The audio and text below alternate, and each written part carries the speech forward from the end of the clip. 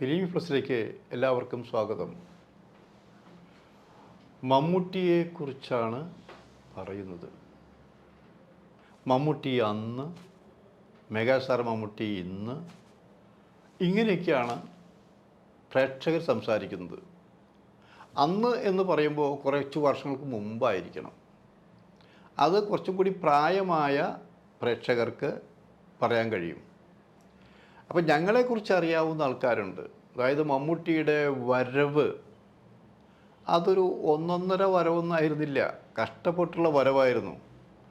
ആ വരുന്ന കാലഘട്ടം മുതലാണ് ഞങ്ങൾ മമ്മൂട്ടിയായിട്ട് പരിചയപ്പെട്ടത്, അടുത്തത് എന്നാലോചിക്കണം. ഒരുപക്ഷെ മമ്മൂട്ടിയുടെ ഒരു ഫുൾ പേജ് ഫോട്ടോ അച്ചടിച്ചത് ഞങ്ങളാണെന്ന് പറയണം. ഞങ്ങളെന്ന് പറഞ്ഞാൽ ഞാനന്ന് കുങ്കുമം പ്രസിദ്ധീകരണത്തിൻ്റെ നാന സിനിമാ പ്രസിദ്ധീകരണത്തിൽ ജോലി ചെയ്യുന്ന സമയം. അന്ന് ഞങ്ങളുടെ എഡിറ്റർ എസ് രാമകൃഷ്ണനാണ്, ഫോട്ടോഗ്രാഫർ കൃഷ്ണൻകുട്ടി. അപ്പോൾ ട്രെയിനിങ്ങിൻ്റെ കൂടി ഭാഗമായി ഞാൻ ഇവരുടെ കൂടെ പല സ്ഥലത്തും പോകുമായിരുന്നു. അപ്പം അങ്ങനെയാണ് ആലപ്പുഴയിലേക്ക് നമ്മൾ ഇത്തവണ പോകുന്നു. ആലപ്പുഴയിൽ ഷീലയുണ്ട്, സുകുമാരനുണ്ട്, സീമയുണ്ട്, അങ്ങനെ കുറേ പേരുണ്ട്. അത് മാത്രമല്ല PG വിശ്വംഭരനാണ് സംവിധായകൻ. ഷീല എന്ന പ്രഗത്ഭ നടിക്ക് ഒരു തിരിച്ച് വരവിന് കളമൊരുക്കുന്ന സിനിമയായിരിക്കുന്നത്.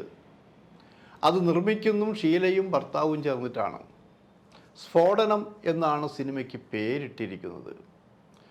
നമുക്ക് പോകുമ്പോൾ നല്ല സഹകരിക്കാവുന്ന ടീമാണ് എല്ലാം. ഞങ്ങൾ അവിടെ ചെല്ലുന്നു, ആലപ്പുഴ ഉദയ സ്റ്റുഡിയോയിൽ ചെല്ലുന്നു. അപ്പോൾ ഉദയ സ്റ്റുഡിയോയിൽ ചേർന്നൊരു കായൽ വാരമുണ്ട് അവിടെ. ശരി, അന്ന് ആ കായൽ വാരത്ത് ഒരു ഗ്രൂപ്പ് സോങ് എടുക്കാനുള്ള തയ്യാറെടുപ്പിലാണ്. അപ്പോൾ ചോപ്ര മാസ്റ്ററാണ് പ്രശസ്ത നൃത്ത സംവിധായകൻ. ചോപ്ര മാഷാണ് നൃത്ത സംവിധായകനായിട്ട് വന്നിട്ടുള്ളത്. ഈ ചോപ്ര മാഷ് എന്ന് പറഞ്ഞാൽ ചോപ്ര മാഷിൻ്റെ സംഘത്തിലെ രംഗം തന്നെയായിരുന്നു നടി സീമ എന്നാലോചിക്കണം. അപ്പോൾ അവിടെ ലൊക്കേഷനിൽ ഷീലയെ കൂടാതെ സീമയുണ്ട്, സുകുമാരനുണ്ട്, ബാക്കി എല്ലാവരും ഉണ്ട്. വിശംബരൻ്റെ രീതി, വിശംബരൻ ഇങ്ങനെ ആകെ ബഹളം വെച്ച് എല്ലാവരെയും സന്തോഷിപ്പിച്ചുകൊണ്ട് ആരും വെറുപ്പിക്കില്ല. അങ്ങനെയുണ്ട്. ചിലപ്പോൾ ചില ആൾക്കാർ ദേഷ്യം സംസാരിക്കും. ഈ പത്രക്കാരെ കണ്ടു കഴിഞ്ഞപ്പോൾ ഞങ്ങളെയൊക്കെ കണ്ടു കഴിഞ്ഞാൽ ഒന്നൊരു മെരുകി നിൽക്കുന്ന സംഭവമാണത്. അപ്പോൾ ഞങ്ങൾ കുറച്ച് സമയം ഇരുന്നിട്ട് കൃഷ്ണൻകുട്ടി ആ ഡാൻസിൻ്റെയൊക്കെ ഫോട്ടോ എടുത്ത് കഴിഞ്ഞു, ഷീലയുടെയൊക്കെ കുറേ ഫോട്ടോ എടുത്ത് കഴിഞ്ഞു. കൃഷ്ണൻകുട്ടി അങ്ങനെ പടങ്ങൾ എടുത്തുകൊണ്ടിരിക്കുമ്പോൾ കുറച്ച് ദൂരത്ത് മാറിയിട്ട് ഒരു ചെറുപ്പക്കാരൻ അവിടെ ഉണ്ടായിരുന്നു. ചെറുപ്പക്കാരൻ ചില കാണാൻ നല്ല രസമുണ്ടായിട്ടില്ല. അയാളുടെ കണ്ണൊക്കെ ഒരു പ്രത്യേക രീതിയിലുള്ളത്. ആ തലയിൽ ഇങ്ങനെ കെട്ടിയിട്ടുണ്ട്, മുണ്ടിങ്ങനെ മുളച്ചു കൊടുത്തിട്ടുണ്ട്. അത് നിൽക്കുകയാണത്. അത് നിന്നിട്ട് അതിൻ്റെ നോട്ടമെന്ന് പറഞ്ഞാൽ ഇവിടെ നിൽക്കുന്ന ഷീല മറ്റുള്ളവരെ ഫോട്ടോ എടുക്കുന്ന അവിടേക്കാണ് നോക്കിക്കൊണ്ടിരിക്കുന്നത്. അപ്പോൾ ഞാൻ നോക്കിയപ്പോൾ ഇയാൾ എവിടെയോ കണ്ടിട്ടുണ്ട്. അപ്പോഴാണ് മനസ്സിലായി മേളയിലെ നായകനായത് മമ്മൂട്ടി. അപ്പോൾ എന്തായാലും ഞങ്ങൾ നേരത്തെ ചെന്നു. കൃഷ്ണൻകുട്ടിയോട് പറഞ്ഞു, കൃഷ്ണേട്ടാ നമുക്ക് അങ്ങോട്ട് പോവാം, മമ്മൂട്ടി എടുത്ത് പോവാം, അവിടെ മമ്മൂട്ടി ഉണ്ട്, നമുക്ക് ഫോട്ടോ എടുക്കണം, പറ്റെങ്കിലും ഒരു ഇൻറ്റർവ്യൂ എടുക്കണം എന്ന് പറഞ്ഞു പോയി. അപ്പോൾ ഇക്കാര്യം ഞാൻ രാമകൃഷ്ണൻ സാറിനോട് പറഞ്ഞു, രാമകൃഷ്ണൻ സാർ ചെല്ല്, കിട്ടുന്നൊക്കെ എടുക്കാൻ നമുക്ക് പിള്ളേരെന്ന് പറഞ്ഞു. അവിടെ ചെന്ന് മമ്മൂട്ടിയുടെ അടുത്ത് നിന്നു. മമ്മൂട്ടി അല്ലേ ചോദിച്ചു, അതേന്ന് പറഞ്ഞു. വളരെ കാര്യമായിട്ട് സംസാരിച്ചു തന്നു. കൂട്ടത്തിൽ പറഞ്ഞു, എന്നോട് ചോദിക്കുക, നിങ്ങൾ ഈ വലിയ വലിയ ആർട്ടിസ്റ്റിൻ്റെ പടങ്ങൾ മാത്രമേ എടുക്കുള്ളൂ, ഞങ്ങളെപ്പോലുള്ള തുടക്കക്കാരുടെ ഫോട്ടോ ഒന്നും എടുക്കില്ലേ? നമ്മൾ എല്ലാവരും എടുക്കുമല്ലോ. ഞാൻ നിങ്ങളുടെ എടുക്കാൻ വേണ്ടിയിട്ടല്ലേ. അന്ന് ഒരു കാര്യം ചെയ്യാമോ, എൻ്റെ ഒരു ഫോട്ടോ അത് ബ്ലാക്ക് ആൻഡ് വൈറ്റ് എടുത്തിട്ട് ഒരു ഫുൾ പേജ് അടിക്കൂ, അതിനുള്ള കാശ് എൻ്റെ കയ്യിൽ ഉണ്ടാവുള്ളൂ, കളർ എടുത്താൽ കൂടുതൽ പൈസ വേണ്ടേ? അപ്പോൾ ഞാൻ പറഞ്ഞു, ഈ കാശൊന്നും വേണ്ട. കാശൊന്നും വേണ്ടേ? ഈ കാശ് മേടിക്കാതെ നിങ്ങളിതൊക്കെ എങ്ങനെ കൊണ്ട് നടക്കുന്നു? ഞങ്ങൾ കാശ് വേണ്ട. എന്നൊരു കാര്യം ചെയ്യും, നോക്കാലോ, എൻ്റെ ഒരു ഫോട്ടോ എടുക്ക്, ആ ഫോട്ടോ എടുത്തിട്ട് നിങ്ങൾ അടിക്കുമോ, അത് വെറുതെ പറയാമെന്ന് അറിയാലോ. അങ്ങനെ കൃഷ്ണൻകുട്ടി അന്ന് എടുത്ത മമ്മൂട്ടിയുടെ ഫോട്ടോയാണ് അത് ഇവിടെയും കൊടുത്തിട്ട് തലയിൽ കെട്ടി മുളച്ച് മുണ്ടെടുത്ത് അന്ന് ഞങ്ങൾ നാനയ്ക്ക് വേണ്ടി എടുത്തൊരു ഫോട്ടോ ഉണ്ട്. അത് ഫുൾ പേജ് അടിക്കുകയും ചെയ്തു. ആ ഫോട്ടോയാണ് ഇപ്പോൾ കൊടുത്തിരിക്കുന്നത്. മമ്മൂട്ടി അത് കണ്ട് സന്തോഷിച്ചു. പക്ഷേ ഏറ്റവും രസകരമായ സംഭവം എന്ന് വെച്ചാൽ മമ്മൂട്ടി ആ സ്ഫോടനത്തിൽ കുറേയും കൂടി നല്ല വേഷം ചെയ്തു എന്നുള്ളതാണ്. മമ്മൂട്ടി പിന്നീട് ഞങ്ങളുടെ ഏറ്റവും നല്ല സുഹൃത്തുക്കളിൽ ഒരാളായി മാറി. മമ്മൂട്ടിയുടെ എല്ലാ സിനിമകളും, അതായത് അന്ന് ഇറങ്ങിയ എല്ലാ സിനിമകളും കവർ ചെയ്യാൻ ഞങ്ങൾ ബോധപൂർവം തന്നെ പോയിരുന്നു എന്നാലോചിക്കണം. ഊണും ഉറക്കവുമില്ലാതെ എൻ്റെ ഓർമ്മ ശരിയാണെങ്കിലും ചില ഒരു സിനിമ ഓണക്കാലത്തൊരു സിനിമയ്ക്ക് 6 സിനിമ റിലീസ് ചെയ്യണം. ഈ 6 സിനിമയിലും മമ്മൂട്ടി അഭിനയിക്കാൻ അത് ഊണില്ല, ഉറക്കമില്ല. അതായത് ക്യാമറയ്ക്ക് മുന്നിൽ പോയി ഇങ്ങനെ ഉറങ്ങി വീഴാൻ പോവാണത്. ആ ലൊക്കേഷനിൽ കവർ ചെയ്യാൻ മമ്മൂട്ടിയുടെ കാറിലാണ് ഞങ്ങൾ പോയെന്നാൽ അത്രമാത്രം ബന്ധങ്ങൾ ഞങ്ങളുണ്ടായിരുന്നു. മാർക്കറ്റിലിറങ്ങി ഇറങ്ങുമ്പോൾ ഏറ്റവും പുതിയ വാർത്തയും പുതിയ ഫോട്ടോകളും മമ്മൂട്ടിയുടെയാണ് ഞങ്ങൾ അടിച്ചിരുന്നാലോചിക്കണം. അങ്ങനെയുള്ള ഒരു ബന്ധം നിലനിന്നിരുന്നാലോചിക്കണം. പിന്നീട് വളർന്നു പോകുമ്പോഴാണ് നമുക്ക് എത്തിപ്പിടിക്കാനോ ചാടിപ്പിടിക്കാനോ പറ്റാതിരിക്കുന്നത്. അതേ സമയത്ത് ആ വൃക്ഷത്തിൻ്റെ തലപ്പ് ഒരിക്കലും താഴ്ന്നു വന്ന് എന്നെ പിടിച്ചോ എന്ന് പറയുകയും ചെയ്യില്ല. അതൊക്കെ ഇതിൻ്റെ ഒരു ഭാഗം തന്നെയാണ്. എങ്കിലും ഈ നിമിഷം വരെ ഞങ്ങൾ മമ്മൂട്ടിയുടെ സിനിമകൾ തന്നെയാണ്, മമ്മൂട്ടിയെക്കുറിച്ച് തന്നെയാണ് കൂടുതൽ ചെയ്യുന്നത്.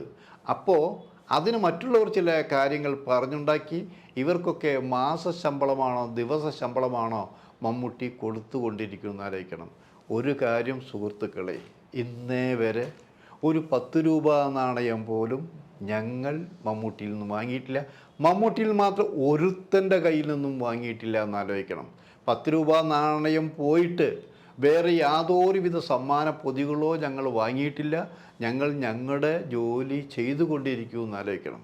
അപ്പോൾ നിങ്ങൾ ചോദിക്കും, ഇപ്പോഴോ? കാലം മാറിയില്ലേ? ഇപ്പോഴത്തെ പ്രത്യേകത എന്താണെന്ന് വെച്ചാൽ അന്നും ഇന്നും അന്നത്തെ മമ്മൂട്ടിയിൽ നിന്നും വളർന്ന് പന്തലിച്ച് നിൽക്കുമ്പോഴും വീണുപോയവർ പലരുമുണ്ട്. അതേ എന്നോടൊപ്പം മാധ്യമ പ്രവർത്തനം തുടങ്ങിയ പലരുമുണ്ട്. അവരിൽ പലരും ഇന്നില്ല, വർക്ക് ചെയ്യുന്നില്ല, ജീവിച്ചിരിക്കുന്നില്ല. അപ്പോൾ ആ മമ്മൂട്ടി സിനിമയിലാണെങ്കിൽ ഞാൻ മാധ്യമരംഗത്ത് ഒരു പാരൽ രേഖ പോലെ ഇപ്പോഴും സജീവമായിട്ട് ഉണ്ട് എന്നുള്ളതാണ്. അപ്പോൾ മാധ്യമപ്രവർത്തകർക്ക് വളർച്ച എന്ന് പറഞ്ഞാൽ അവരുടെ മാറ്ററുകളാണ്, അവരുടെ ജോലിയാണെന്ന് ആലോചിക്കണം. എന്നാൽ സങ്കടകരമായ ഒരു കാര്യം നിങ്ങൾ അറിയാണ്ടുണ്ട്. ഇപ്പോൾ പഴയതുപോലെ നമുക്ക് മമ്മൂട്ടിയെ വിളിച്ചാൽ കിട്ടുമോ? മമ്മൂട്ടിയെ വിളിച്ചാൽ മറുപടി പറയുമോ? മമ്മൂട്ടിയുടെ ഇൻ്റർവ്യൂ വെച്ചാൽ കിട്ടുമോ? മമ്മൂട്ടിയുടെ ഫോട്ടോ എടുക്കാൻ സമ്മതിക്കുമോ?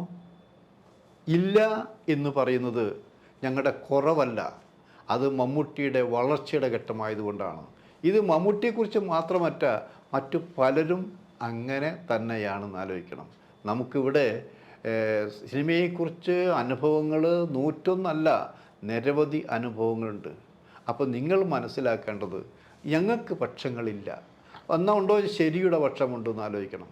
ആ ശരിയുടെ പക്ഷം എന്ന് പറഞ്ഞാൽ രാഷ്ട്രീയത്തിനും മതത്തിനും മറ്റും എതിരായിക്കൊണ്ടുള്ള മനുഷ്യ നന്മയുടെ കലാകാരന്മാർക്ക് ജാതിയും മതവുമില്ലാത്ത പക്ഷത്താണ് ഞങ്ങളിപ്പോഴും നിൽക്കുന്നത്. അതുകൊണ്ട് തന്നെയാണ് ഇതിന് അന്നത്തെ മമ്മൂട്ടി, മെഗാസ്റ്റാർ മമ്മൂട്ടി എന്ന് പറയുന്നത് രണ്ടും 2 കാലഘട്ടമാണ്, 2 സ്റ്റേജാണ്, 2 സ്വഭാവങ്ങളാണ്. ഇത് സൂചിപ്പിക്കാനാണ് ഞാൻ ഇങ്ങനെ ഒരു ടൈറ്റിൽ ഞങ്ങൾ പറഞ്ഞത്.